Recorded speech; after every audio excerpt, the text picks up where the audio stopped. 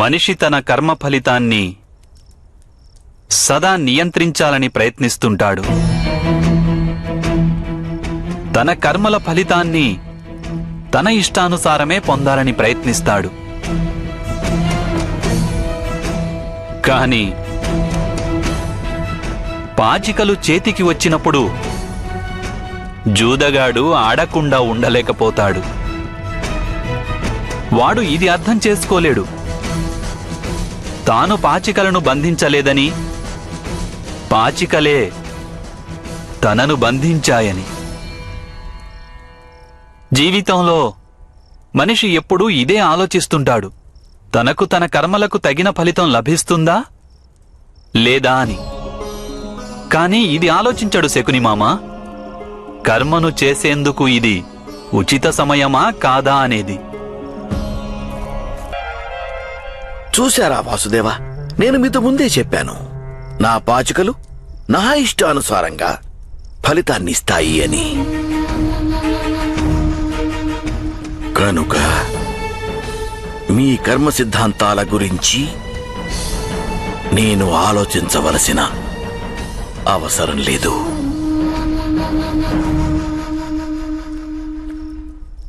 మనిషి విజయోత్సాహంలో ఉన్నప్పుడు ఈ విధంగానే ఆలోచిస్తుంటాడు. ఈ కారణంగానే వాని వైఫల్యం గురించిన ప్రథమ సమాచారం లభించగానే వాడు మందిరానికి పరుగు తీస్తాడు. అప్పుడు మళ్లీ సాఫల్యం లభించగానే వానిలో ఆత్మవిశ్వాసం కలుగుతుంది. వాస్తవానికి పూర్తి విశ్వాసం తన మీద లేదు, ఈశ్వరుని మీద లేదు. వాడు పరుగులు తీస్తుంటాడు. గాంధారం నుండి హస్తినాపురికి, హస్తినాపురి నుండి ద్వారకకు, ద్వారక నుండి మగధకు పాచికలు వేస్తూనే ఉంటాడు. తను గెలుస్తున్నానని వాడు అనుకుంటాడు. కాని జీవితమంటే ద్యూత సభ కాదు కదా శకునిమామ. కేవలం మన ముందు కూర్చున్న వ్యక్తే ఆడేందుకు. మన ముందు కూర్చున్న వ్యక్తే కాక మన కనుచూపు మేరకు ఆవల ఎందరో ఉండి తమ తమ ఆటలు ఆడుతుంటారు. వారి పరిణామం కూడా మన మీద పడుతుంది. అవునా శకునిమామ? కనుకనే నేను పరిణామం మీద కాక కర్మపై అధికారం ఉంచేందుకు ప్రయత్నిస్తుంటాను. ఎవరు కేవలం గెలిచేందుకే ఆడుతుంటారో వారికి విజయం, పరాజయం రెండూ లభిస్తాయి. నేను ఎప్పుడూ లీలలు చేస్తుంటాను. లీలలంటే అర్థం తెలుసు కదా మీకు?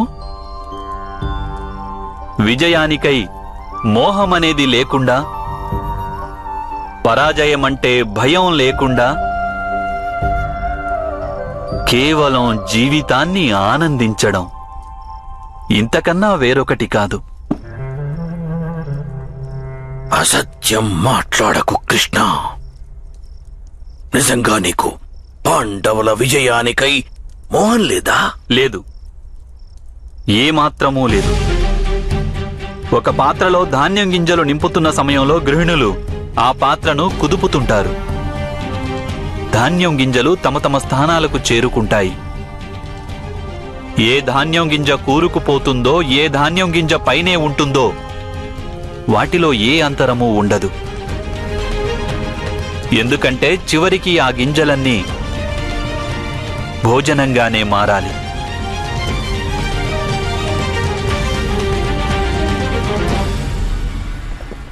కాలం నేడు సమాజాన్ని అతలాకుతలం చేస్తోంది. మనుషులు అనే గింజలు తమ తమ స్థానాలకు చేరుకుంటారు. అధర్మం ఏ మనుషులనైతే పైకి తీసుకువస్తుందో కాలం ముందుగా వారినే భక్షిస్తుంది. ధర్మం కొందరు మనుషులను రక్షిస్తుంది కనుక వారి భక్షణ తర్వాత జరుగుతుంది. కాలగర్భంలో ఏదో రోజు అందరూ కరిగిపోవలసిందే. కానీ ముఖ్యమైనది ఒక్కటే, అది ఎప్పుడు, ఏ విధంగా అనేది. నాకు ఎవరి పట్ల మోహం లేదు. కేవలం ధర్మం గెలుస్తుందన్న విశ్వాసం ఉంది.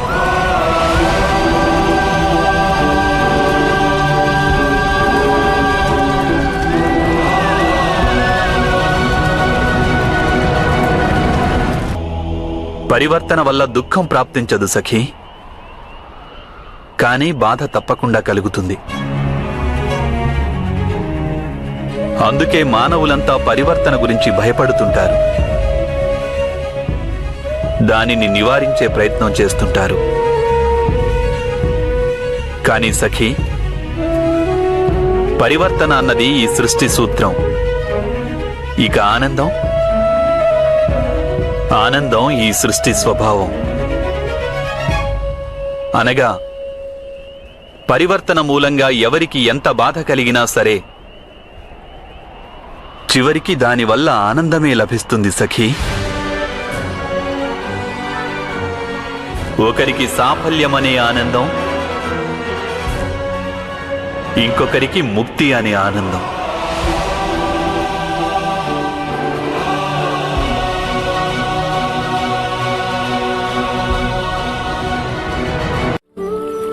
గోవిందా,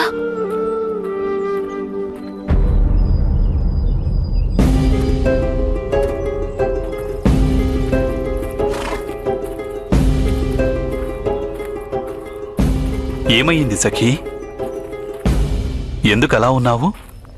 అంగరాజు కర్ణుడు మా అభిమన్యునిపై దాడి చేశాడు. నా పుత్రుని గాయపరిచాడు. గోవిందా, నా ప్రశ్నకు సమాధానమివ్వు. ఇదంతా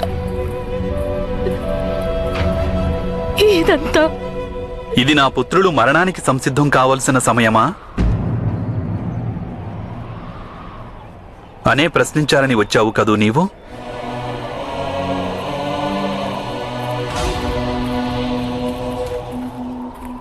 ఏ సమయమైనా మృత్యువుకై సంసిద్ధం కావలసిన సమయమే సఖీ. మృత్యుక్షణాలను ఎవరూ నిశ్చయించలేరు,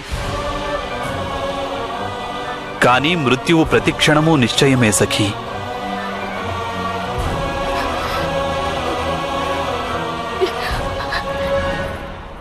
కానీ మా సంతానం మృత్యువు కోసమని నేను ఏ విధంగా సంసిద్ధం కాగలను గోవిందా?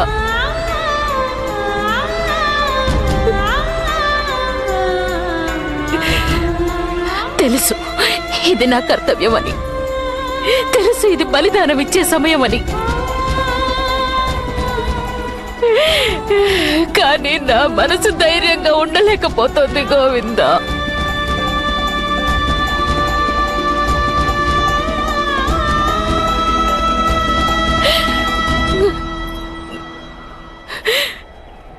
మహితాత్ములు అంపశయ్యను సహించగలుగుతున్నారు, ఎందుకంటే వారి శిరస్సుకు ఆధారంగా వారి మనుమల చేతులున్నాయి.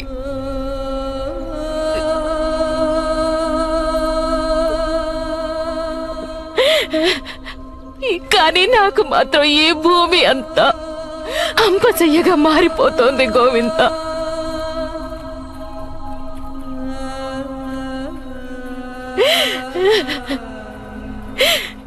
నా 6 పుత్రుల సవ్వడి నాకు వినిపించకుంటే ఇక ఈ లోకంలోని ఏ సవ్వడి నాకు వినిపించదు. నా పుత్రుల కన్నులు మూతపడితే ఈ ప్రపంచంలో నాకు చూడవలసింది ఏది మిగిలుండదు గోవింద, ఏది ఉండదు.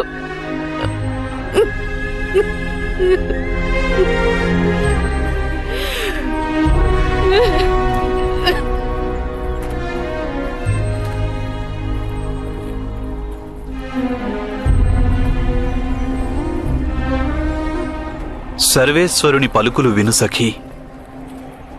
ఈశ్వర స్వరూపాన్ని చూడు.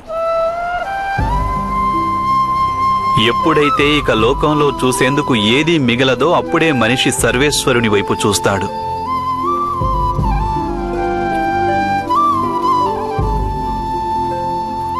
విధి సంకల్పాన్ని తిరస్కరించడం సాధ్యం కాదు. కేవలం ఈశ్వరుని వైపు మన మనస్సును మళ్లించుకోగలమంతే.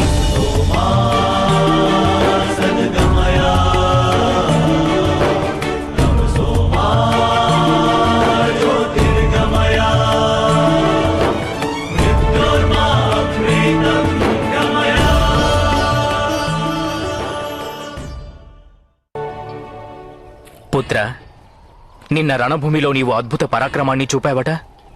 మీరే చెప్పారు కదా పితృదేవా, ఒక యోధునికి శక్తి కంటే ముఖ్యమైనది సామర్థ్యమని, సామర్థ్యం కంటే శ్రేష్టమైనది శౌర్యమని. యథార్థం చెప్తున్నావు పుత్ర. బాహువులు దృఢంగా ఉంటే శక్తి అంటారు, మనసు దృఢంగా ఉంటే సామర్థ్యం అంటారు, ఆత్మ దృఢంగా ఉంటే శౌర్యం అంటారు. నేను కూడా ఆత్మను దృఢం చేసుకుని రణభూమిలో నిలిచాను పితృదేవా. అదే నా పరాక్రమం అని అంటున్నారు. అంతకు మించి నేను చేసింది ఏమీ లేదు పితృదేవా. నిన్ను చూసి గర్వపడుతున్నాను పుత్ర. అంగరాజు కర్ణుని చేతిలో ధనస్సు ఉండగా వారితో యుద్ధం చేయటం, అది భయపడకుండా, అంత సులువు కాదు. నీవు నా పుత్రునిగా జన్మించినందుకు నేను ధన్యుడనైనాను.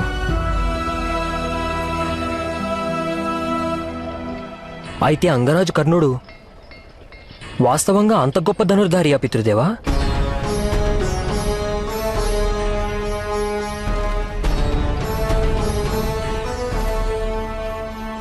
అంగరాజు కర్ణుడు ఒక అద్భుతం పుత్ర. వారికి శక్తి సామర్థ్యం రెండూ ఉన్నాయి. అలాగే వారికి శౌర్యము ఉండి ఉంటే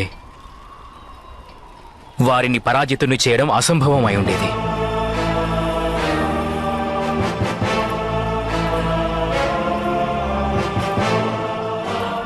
పితృదేవా,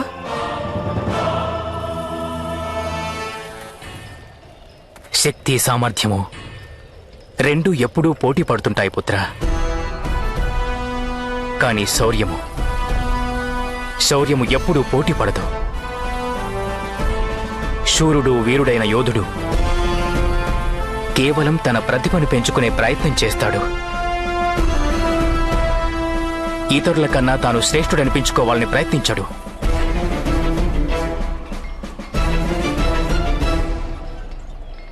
అంగరాజు కర్ణుడు ఎప్పుడూ ఉత్తముడు అనిపించుకోలేదు. వారు ఎప్పుడూ నాతో పోటీ పడకుండా ఉండలేదు.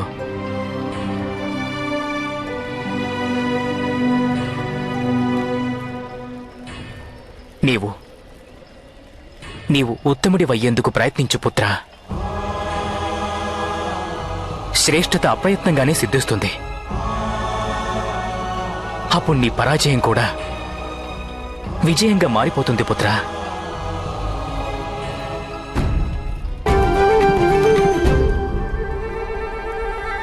వాసుదేవా, వెళ్ళిక్కడి నుంచి. ఈ రోజు నీవు నా మార్గాన్ని నిరోధించలేవు. వెళ్ళు.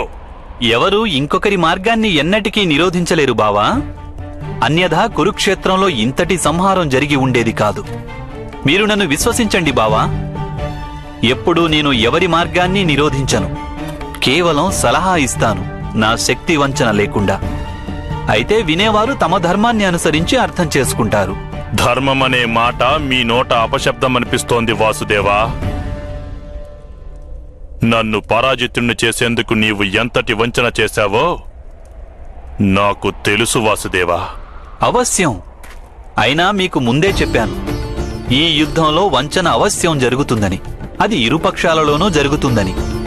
కానీ మీ పరాజయానికి కారణం వాస్తవానికి నేను కాను, స్వయాన తమరే. తమరు పరిస్థితి గురించి పూర్తిగా ఆలోచించకుండా పనులు చేస్తుంటారు. అందులో నా దోషమేమీ లేదు.